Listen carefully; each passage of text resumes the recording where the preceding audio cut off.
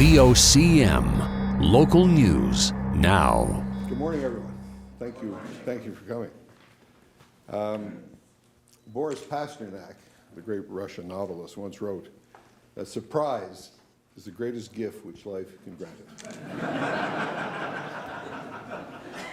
But to be brutally frank, surprise is hardly strong enough a word to describe my reaction when Premier Kathy Dunderdale asked me earlier this week to take on this significant responsibility today. And when my colleagues, who I've worked with for the past 10 years in caucus, endorsed this decision. And I know, Governor, you said a majority of the House, so I take it that means not everybody.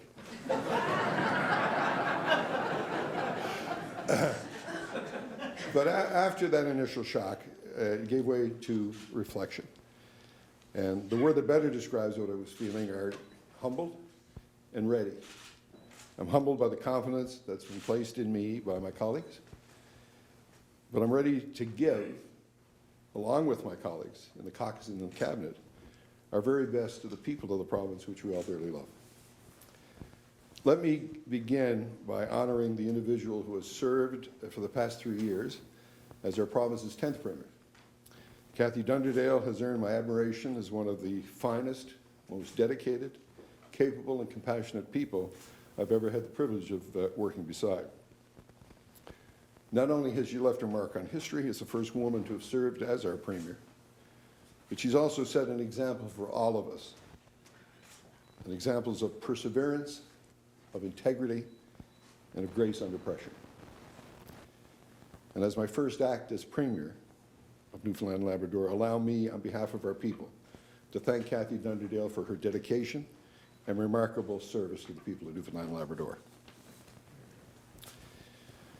Let me also take this opportunity to thank former Premier Danny Williams for encouraging me to enter public life and for inviting me into cabinet for the first time back in 2003, giving me the opportunity to serve my province in a variety of portfolios, such as Justice and Attorney General, Intergovernmental Affairs, Natural Resources, Forestry and Agri-Foods, and Finance, to name most of them.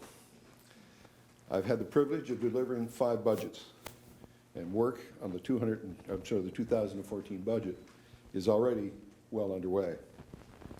So as we enter this period of transition, the important work of government will proceed unabated. We will continue to fulfill the mandate that we were given from Newfoundlanders and Labradorians in 2011 general election to foster growth and strengthen communities and to meet the needs of our people. We will continue to govern responsibly, so we do nothing to compromise the phenomenal growth that has changed the face of Newfoundland and Labrador over the past decade. So let the motto of my administration be the words in Deuteronomy that Moses used to set the highest standards for all who would serve in public office. Justice, he said, justice shall you pursue. So it is therefore very important to me that all Newfoundlanders and Labradorians shall share fully and fairly in the benefits of our newfound prosperity and have a voice in the way it is distributed. So let us ensure that the fight against poverty and inequality intensifies in our province, and we never forget the needs of those who are aged, who have disabilities, who are infirmed, and who live on fixed and low incomes. Now, as you know, my foundation is in the bedrock of Humber East. Corner Brook, Pasadena, Steady Brook, Massey Drive, Humber Village, Little Rapids, Boom, Siding, and Pinchgut Lake. There's no more beautiful place on earth than on our west coast, and I'm eager to make the journey home in my new capacity at the earliest opportunity. But of course, when I think of home, I think of family and friends, and I think of my late parents, who would both be honored to know that because of their investments in my future, I'm now able to make this contribution to our future.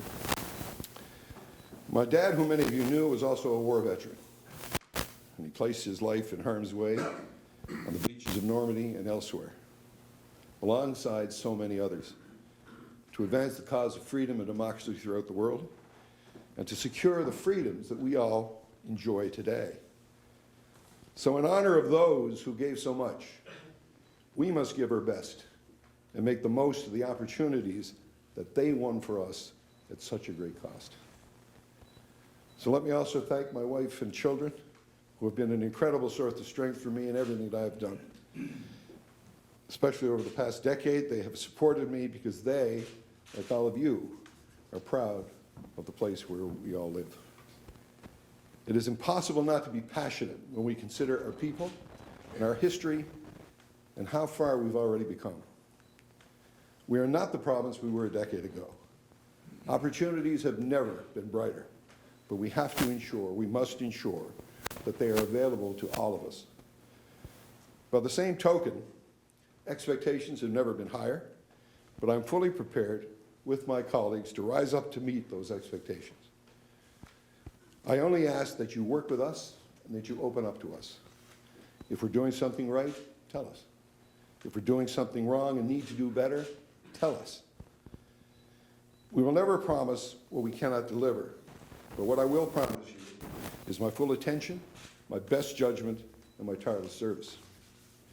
So whether we live in Corner Brook or Cappahayden, Fogo or Fortune, Bishops Falls or Churchill Falls, or the host of other communities that make us who we are, each and every one of us has a love for our province. How blessed we are to call this place home. So work with us, and we pledge to work with you to the very best of our abilities, with the full engagement of our outstanding team in government. And together, let's explore every opportunity to make Newfoundland and Labrador everything that this wonderful province is capable of becoming. Thank you.